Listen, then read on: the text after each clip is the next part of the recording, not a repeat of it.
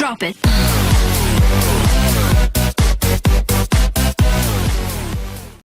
Bunyi, khususnya pada subbab resonansi. Oke, teman-teman, kita mulai pembelajarannya ya. Nah, apa itu resonansi?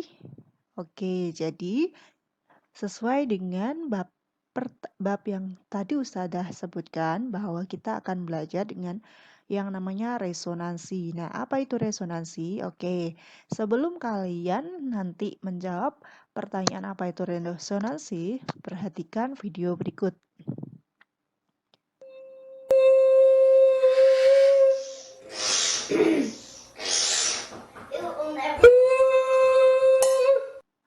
Oke, teman-teman, itu adalah salah satu video yang menerapkan prinsip resonansi dalam kehidupan sehari-hari. Kalau kita perhatikan atau kita amati bahwa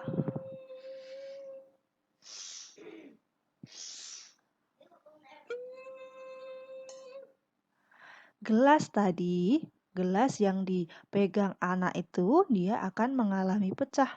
Kenapa kok pecah? Karena ada suara. Nah, ini bisa disebabkan karena gini teman-teman, ketika suara tadi menyebar, maka gelombang suara ini akan semakin menguat. Jadi tadi kan ada permukaan gelas, terus kemudian dikenai dengan suara teriakan. Nah, ketika suara tadi menyebar, maka gelombang suara ini akan semakin menguat. Gelas yang terkena efek suara yang terus mengeras itu lama-kelamaan akan bergetar dengan keras dan akhirnya menjadikan gelas itu pecah. Lah, ini dimaksud dengan penerapan dari resonansi. Jadi karena ada suara yang menyebar, kemudian gelasnya ikut bergetar, jadilah resonansi. Itu adalah penjelasan dari kenapa gelas tadi bisa pecah ya teman-teman.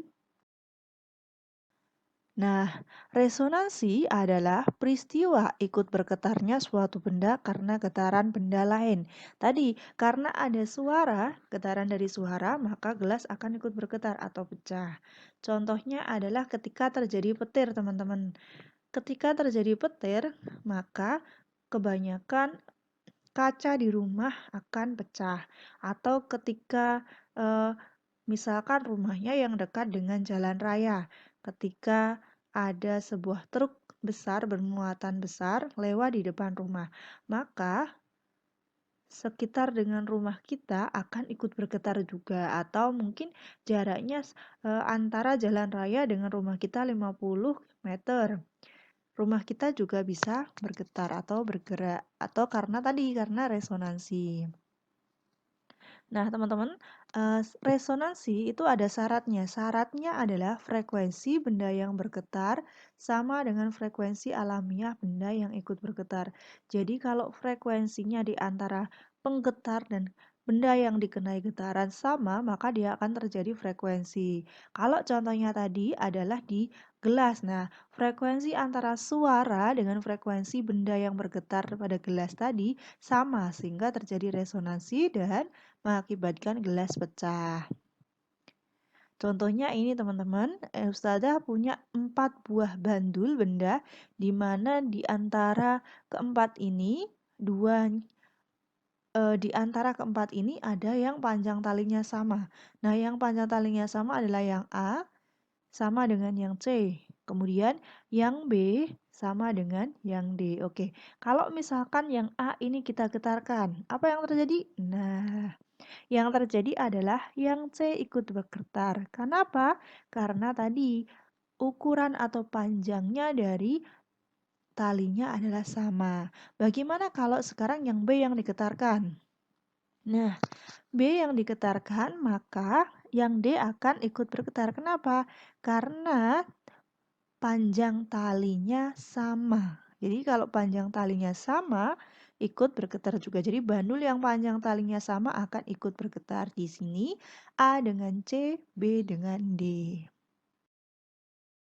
Nah, bagaimana dengan resonansi pada kolom udara? Nah, resonansi pada kolom udara ini biasanya terjadi pada alat musik seperti seruling, kemudian ada gitar akustik. Nah, itu terjadi resonansi. Oke. Nah, resonansi pada kolom udara ini bisa diumpamakan ini teman-teman, ada sebuah botol atau silinder dengan diisi setengahnya saja. Maka apabila dia mengalami resonansi. Resonansi pada kolom udara terjadi pada saat tinggi kolom udara merupakan kelipatan ganjil dari seperempat panjang gelombang. Jadi ini adalah yang seperempat lambda ini adalah resonansi pertama. Kemudian yang 3/4 ini adalah resonansi kedua. Dan 5/4 ini adalah resonansi ketiga. Jadi setiap resonansi pertama, kedua, dan ketiga akan berbeda di mana L itu adalah seperempat lambda kali 2N min 1. Nah, N ini adalah bilangan bulat yang menunjukkan terjadinya resonansi. Jadi kalau misalkan resonansi pertama, maka N-nya diganti 1. Resonansi kedua, dan seterusnya. Nah, untuk resonansi pertama di sini sudah Ustazah rangkumkan bahwa L itu sama dengan seperempat lambda. L-nya adalah panjang kolom udara sama dengan seperempat lambda. Kemudian yang resonansi kedua, L sama dengan 3/4 lambda. Dan resonansi ketiga, L sama dengan 5/4 lambda. Jadi itu adalah rumus-rumus yang ada pada resonansi pada kolom udara. Nah, contohnya ini teman-teman, seseorang melakukan percobaan resonansi seperti pada gambar berikut. Sebuah garpu tala diketarkan di mulut tabung sambil mengisi tabung dengan air sedikit demi sedikit. Ketika air mencapai ketinggian 10 cm, terdengar suara garpu tala sangat keras.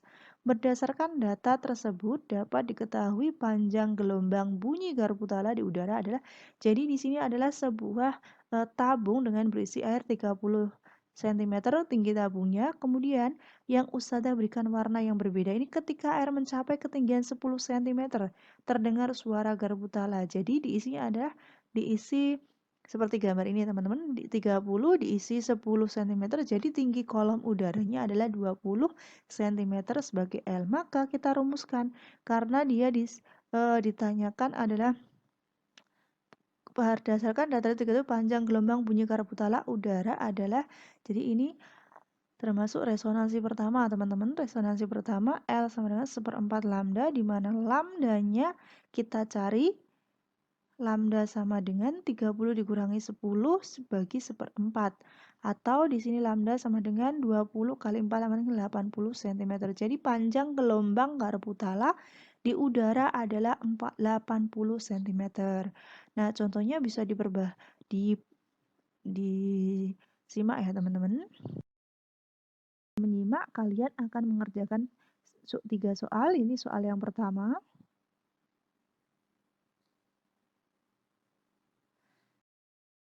Kemudian ini soal yang kedua tentang resonansi pada kolom udara juga.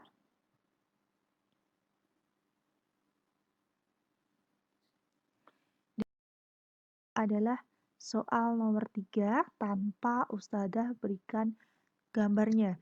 Pada kolom udara 40 cm terjadi resonansi dengan cepat rambat di udara 340. Berapa panjang gelombang sumber jika resonansi kedua? Nah, 340 ini bisa diabaikan ya teman-teman, karena yang diminta hanyalah resonansi kedua, panjang gelombang lambdanya saja. Sedangkan 40 cm ini adalah L-nya. Oke teman-teman, itu adalah 3 soal. Apabila ada kesalahan, Ustazah mohon maaf. Wassalamualaikum warahmatullahi wabarakatuh dan terima kasih.